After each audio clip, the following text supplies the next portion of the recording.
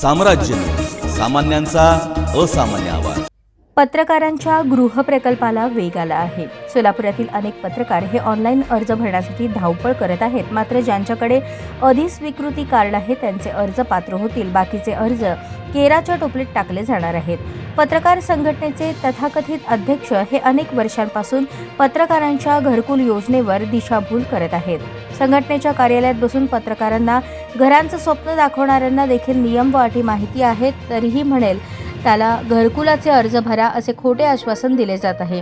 शासनाने दिलेल्या अधिस्वीकृतीधारक पत्रकारांनाच ही घरे मिळणार आहेत हे आता कळून चुकले आहे. सोलापूर शहरातील पत्रकारांना कायमस्वरूपी निवासाची सोय उपलब्ध करून देण्यासाठी राज्य शासनाच्या माध्यमातून पत्रकारांसाठी विशेष निवास योजना राबवण्यात येत आहे.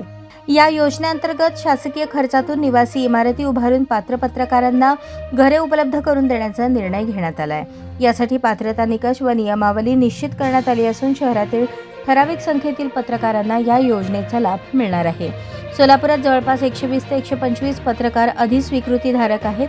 या योजनेचा उद्देश पत्रकारांना स्थिर निवास सुविधा उपलब्ध करून देणे आणि पत्रकारितेच्या क्षेत्रात दीर्घकाळ काम करणाऱ्या पत्रकारांना प्रोत्साहन देणे हा आहे. पत्रकारांना निवास मिळण्यासाठी शासनाने काही अटी व निकष निश्चित केले आहेत. त्यामध्ये या बाबींचा समावेश करण्यात आला आहे.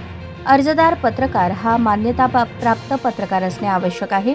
संबंधित पत्रकारांनी ठराविक वर्षे पत्रकारितेच्या क्षेत्रात सातत्याने काम केलेले असणे आवश्यक आहे. अर्जदाराच्या नावावर सोलापूर शहर किंवा परिसरात स्वतःचे घर नसावे. पत्रकाराने शासकीय नियमानुसार आवश्यक कागदपत्रे सादर करणे बंधनकारक आहे. त्याचप्रमाणे अर्जदार हा सोलापूर शहरात वास्तव्यास असणे आवश्यक आहे. पत्रकारांना या योजनेसाठी ठराविक कालावधीत अर्ज करावा लागणार आहे.